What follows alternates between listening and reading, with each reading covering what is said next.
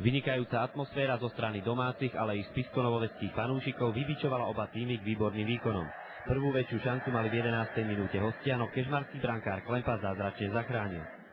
Žltomodrí a ich fanúšikovia sa prvého výbuchu radosti dočkali o 8 minút neskôr, keď do čierneho v presilovke trafil Hopiak.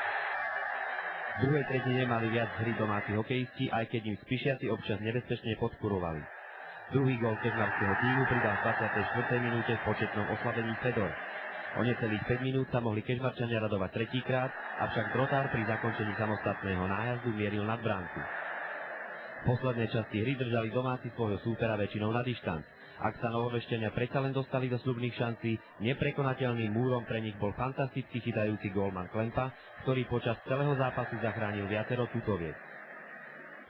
Jastraby definitívne zlomili odpor Spišiakov Drotárovým presným zásahom 6 minút pred záverečnou sirénou v početnej prevahe. Kežmarskí hokejisti si výsledkom 3-0 zaknihovali ďalšie dôležité víťazstvo nad svojím najprestížnejším súperom v prvej lige, za ktorý momentálne zaostávajú v tabuľke o 3 body. V dobru však ešte majú duel v Detvi. Ten, ako je známe, sa neodohral pre neúčasť lekára a tak 3 góly za víťazstvo pripadnú po oficiálnej konzumácii kežmarčanom.